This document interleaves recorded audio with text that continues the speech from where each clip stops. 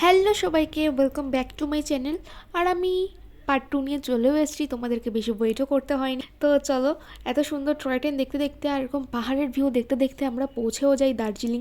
আর দার্জিলিংয়ে আমরা হোটেলে ঢোকার আগে আমরা ঘুরে নিই ঘুম মনেস্ট্রি। আর এখানে কিন্তু ভালোই ঠান্ডা ছিল, আর আমি কোনো সোয়েটার পরিনি, তো একটু একটু ঠান্ডা লাগছিল।